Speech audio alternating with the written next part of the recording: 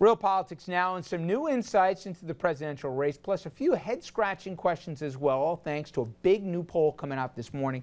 Andrew, break down the numbers for us. Well, Rich, the big headline from the poll is the top of the ticket race. For the first time since January, Mitt Romney has the lead in a New York Times presidential poll, 45 to 43, though this gap is still within the poll's margin of error.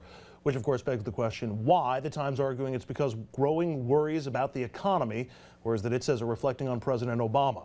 Job approval for the president, 44%. That's a drop of 4 points since April, and that's a rating that's underwater by 2 points. More specifically, is all the downward movement when it comes to the president's handling of the economy. Only 39% now say they approve of how the president is handling the economy. That is down 5 since April, with 16% more people saying they do not approve. And that may be because of this. Just 24% of those polled said the economy is getting better. That is down 9 points since April. 30% say it's getting worse. 45% say it is staying the same. Rich? All right, Andrew, I want to bring in our next panelist here, Miles Rappaport, president of the American Prospect and Demos, nonpartisan public policy research and advocacy organization. Miles also spent 15 years in Connecticut politics, serving in the legislature and as the secretary of state of the great state of Connecticut. Miles, thank you very much. Thank you. All right, glad to be here. When you see the numbers, does it really just say it's the economy, stupid? This is the only issue when it's all said and done. Yeah, you're going to have the fringe here who doesn't think this guy's an American, let alone a Christian or whatever else. Take them out of the equation. The battle for the middle of those undecideds, is it really just going to come down to the economy, and that's proof positive? Yes, the economy is critically important, but I think there are two pieces here. One is, does the economy doing better or worse? And that is sort of a little bit of a referendum on the president. But then there is going to be, as you get closer to the election, the choice of whose policies are going to get us better in the future.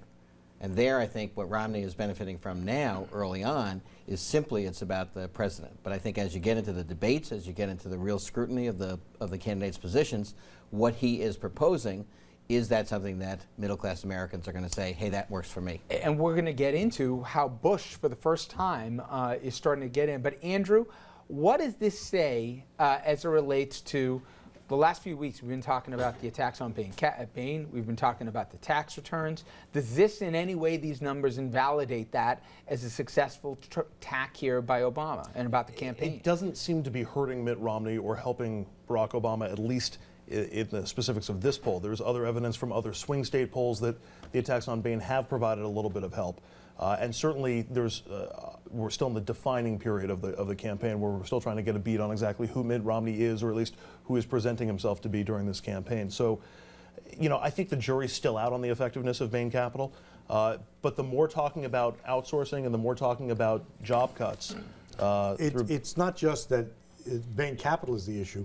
The conversation was not about the jobs report of 2 weeks ago.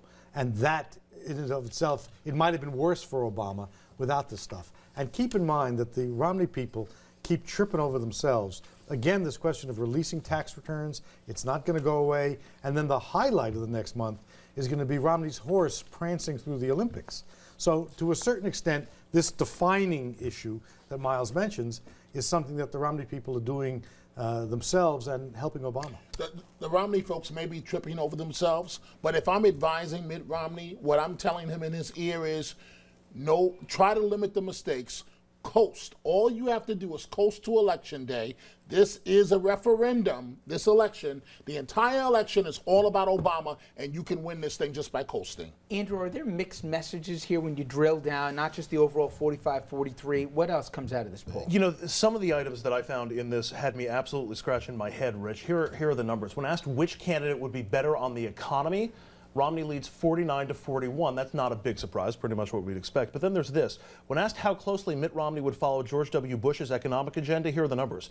65% in those top two columns answered very closely or somewhat closely. And we know that voters, what they think of the Bush economy and the Bush economic plan. So the voters say, on the economy, Romney equals Bush. Yet, as I mentioned before, they still prefer Romney on the economy by 8 points.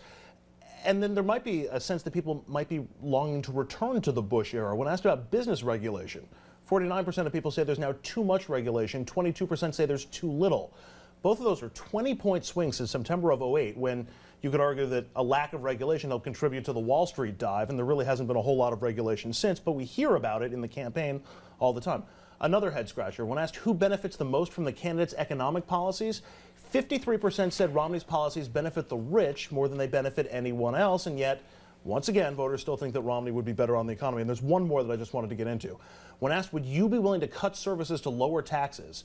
When asked the top one, the generic many local services, voters were evenly split. But look at this list. Cut schools, 74% say no. Cut fire departments, 83% say no. Cut police, 82 no. Cut libraries and parks, 66 no. So voters like the idea of cutting services, not the actual cuts. And I think, Rich, you could make the argument that Romney's economic plan would lead to some of these cuts that people clearly indicate that they don't want, and yet Romney still Andrew, leads. how many days to the election? 109? You're looking about 110, 109. 109. Okay. Does anyone think in 100 plus days there's enough time to say, time out, people? Here it is. On one hand, you all agree that what got us into this mess wasn't a good idea. You also believe that there's too much inequity. Every single poll says that. And moreover, you don't want to cut these things. And they will cut them if they win. Does he have enough time, or is that too complicated a message to actually He explain being who? what people, Obama, to sell? This is one thing that'll happen if I win. This is one thing that'll happen if they win. This won't be perfect if I win, but this definitely will happen if he wins. Political campaigns have to have the capacity to have two contradictory ideas and messages going out at the same time. That the people of the United States are confused, angry, and upset is just obvious. That is not a blueprint for what will happen 60 and 90 days from now. I'm asking a more simple question, Richard. Yeah. You've run campaigns. You've had successful 10 days campaigns. is enough. Well, does it have to fit on a bumper sticker, though? 10 days with television is enough. This race is beginning, not ending. Okay. Now, there's one last constituency here, Miles, that I'm curious your perspective. While nobody may love Romney, you would have thought from 4 years ago the progressives would have been lining up behind Barack Obama. And you can speak firsthand from some of the most angry progressives, not angry so much at the far right, they expected what they'd be hearing right now, but angry that Obama hasn't gone far enough. It seems that he's getting no value for trying to tack to the middle on a lot of stuff because he's being branded as a socialist by the right, but he's not helping himself with the left. Right. I think for the first 2 years, really, of the Obama presidency, he had precisely that problem, which was that the conservatives gave him absolutely nothing. They said from day one, our job is to make sure that he fails and he's a one-term president. He continued to reach out. He continued to try to be bipartisan, and he kept getting his hand slapped.